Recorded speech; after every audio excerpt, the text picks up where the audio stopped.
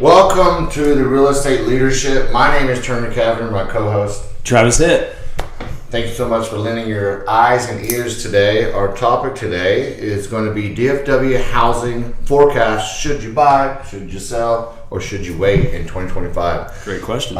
We just got done with the HIT group weekly real estate meeting with our team here in office, and we talked about a little bit of this stuff, Eric, concerning rates, concerning the inventory that's on the market right now. As we're both, experts in the industry, I would love for you to kind of start this off, and we can just have some banter to take. We want to give you some information for you to take home, install into your lifestyle, whatever you get, whether journey you're in your real estate journey, whether it's down the road or it's right now, or it's going to be, in the past. What could I have done better? Yeah. So let's dive into it. Yeah, I love it. And the thing we really want to do here is give realistic information and live information, not propaganda, not clickbait, not something that a news article put out knowing that people are going to read it, but it may not be valid to our market here. So when we're talking, a lot of the stuff we talk about is local, not nationally. Some things can pertain to nationally, but we really like to talk about our local issues, good things, bad things, and what's going on.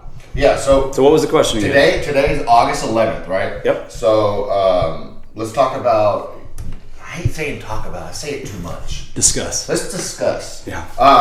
The interest rates right now, okay? So Yeah. we were speaking in there, discussing in our meeting about people that could qualify for this amount versus that amount. So let's kind of dive into that. Today's August 11th, okay? So keep that. 2025. Yeah. So. I love this topic. I mean, interest rates is one of the biggest topics out there, obviously, and that's because it's about affordability. All interest rates are, is when you think about it, is really you should think of buying power. That's what an interest rate can and cannot do and allow. Higher the interest rate, less buying power. Lower the interest rate, better buying power. So we got a report that the rates dropped a very hair amount. I believe they said the FHA, and don't quote me please, was at 6.57. Yeah, 6.57. One of our team members, Justin, looked that up for us today. So that was either FHA or conventional. We don't have it in front of us right now, but they went down nevertheless. And what that does, what we were talking about, is a lot of our buyers, if you've never talked to a lender, then you're not really playing the game. And everything's a game if you look at it, and maybe I have to say that to keep things fun and challenging. But you have to play the numbers game, because if you're a $400,000 buyer and rates are at 6.8, you're looking at a completely different house if you're a $400,000 buyer and rates are at 6.5. So it really raises the affordability and the buying power that somebody has with incremental drops. So what I tell all my potential buyers, and even friends that I talk real estate a lot with, is if you're not talking to a lender and know where your buying power is versus where the rates are, then you may be missing out on potentially getting something that you would enjoy more than what you're in now just by having that knowledge. And I'm gonna, like you guys know, I always try to put little nuggets in there for you to understand or relate to the topic we're talking about. So, when you talk to, that should be your number one step, right? Before you can really, honestly, most of the time an agent is going to put you in contact with that lender to build that roadmap to your house or whatever it is, investment. That's the first discussion, because really you should be looking at houses out in the field yet until you have a full understanding of what you can purchase. Yeah. The other thing is right, let's go right into, since we're talking about interest rate, what's that thing we always say? You date the interest rate and you marry the home. Right? And then you can, obviously things got to work out monthly for you to be able to afford it. Right. But if you can crunch by and get it, because there might be drops, or there might be an opportunity for you to lower your interest rate, but you get that home you want, right? So we were speaking and discussing. I'm going to keep practicing. I like that because I keep messing up. Talk about is so trashy. No matter what, this guy gives good effort. I try. But we were speaking about. I just brain farted completely because we started laughing about. We discussed a lot, but we were talking about. I had to say that just for fun, but I can't remember what I was just trying to buy myself some time. I'll throw some things out there. So we talked about the rates, talked about buying power, we talked about rent versus buy. So the topic: buy, sell, or wait 2025. Right, that'll get me on topic. Okay, so we were speaking about buying. So let's speak about selling your home, listing your home. Right, you're going to be dealing with some of the same situations because the buyer buys your house. So we were, we want to go into our meetings with our listing clients, people that want to go and, sell their home. We give them opinions on their curb appeal or the experience that the buyer is going to have when they first walk into the room. And I'm not going to steal what you taught the whole group or we discussed about is, you go ahead and do it. I don't want to do it. I feel bad. Yeah, so I know where you're getting at there. So yeah, we talked about a bunch of different items of seasonality and the market and what you should do and what you shouldn't do. Well, I can think back of a time just 2 years ago, 3 years ago, where it's sad to say, but a seller didn't have to do anything to their home to get it sold. You basically you sign the listing agreement, you put a sign in the yard, if you even got to put the sign in the yard, and it's sold. Well, that was great in that season, right? Just like raising a child, if you don't do the right things early on, you have a much harder time potentially as they age.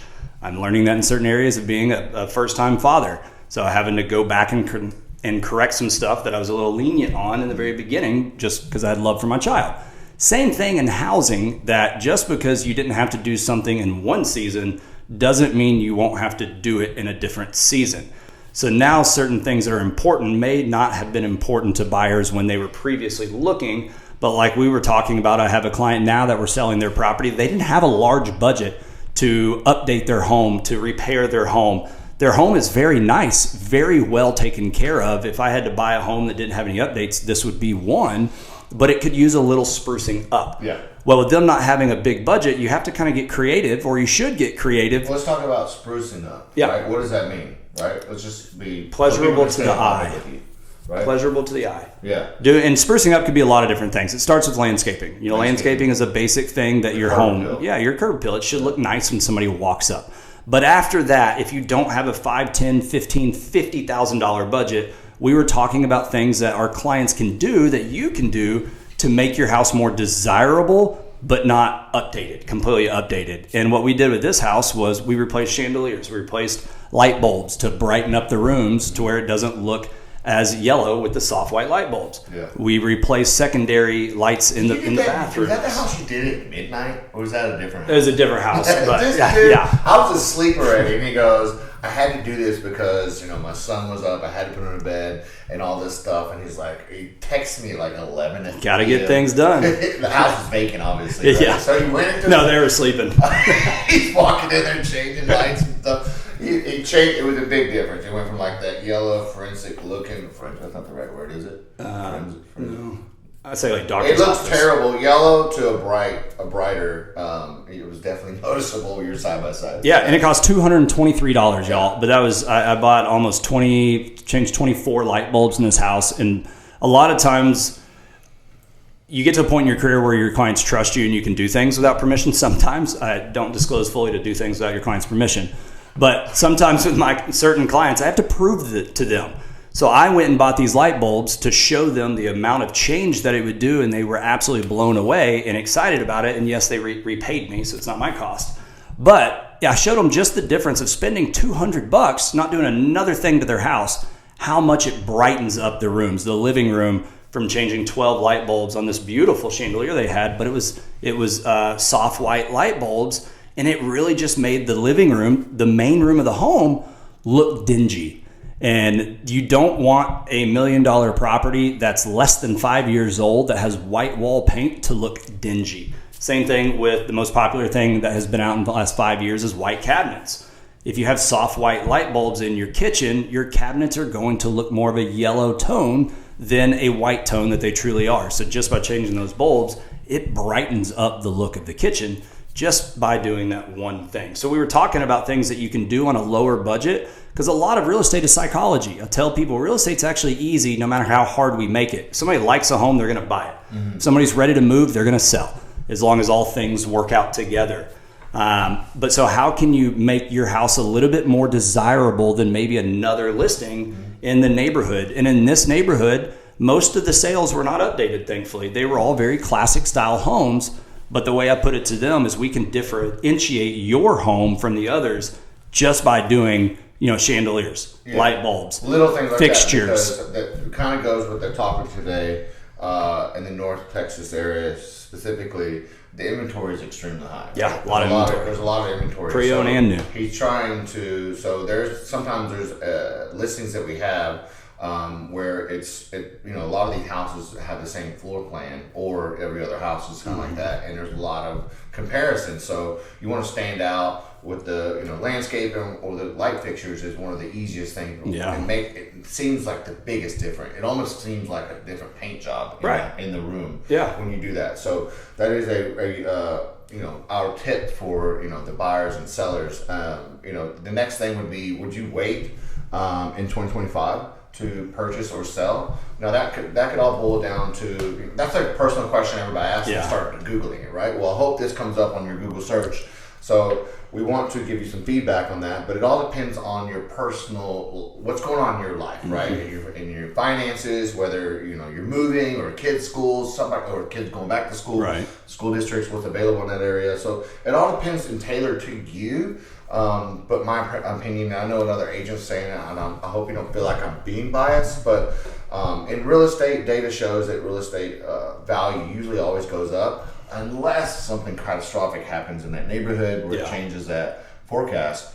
But I mean, that's my opinion. What's your opinion on that? I mean, it's an easy answer for me to say, should you buy in 2025? Easy answer is yes. And that's because interest rates are high, and that sounds bass backwards, right? Yeah. Because why would Travis Hitt tell me to buy something when it's more expensive on a monthly rate? Well, I don't look at just the now, I look at long term. And any of your best investors, they don't look at any stats for right now. They're looking at previous, and they're looking at potential. When rates are high, your price is lower. So for any of my buyers that can actually have the affordability to purchase in 2025, yes, they capitalize on a lower price point, which doesn't just affect the house. It affects your mortgage, it affects your taxes, your tax payment, and your insurance payments.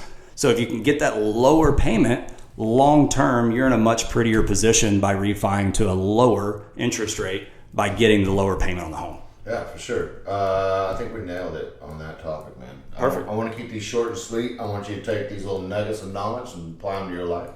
I really appreciate you guys stopping by. We're going to have multiple more of these episodes, and I hope we bring value to your life. And with that, I ask you to please, if you know anyone that would love this show, share it. You never know what impact this could have on them. And if you could also, we don't run ads right now, so if you can go ahead and put a comment down below and give us a 5-star rating. If we suck, please let us know. We can only get better. Be honest. And I'll use better words, right? Like discuss. So, we'll see you next time, and appreciate you stopping by. See you later.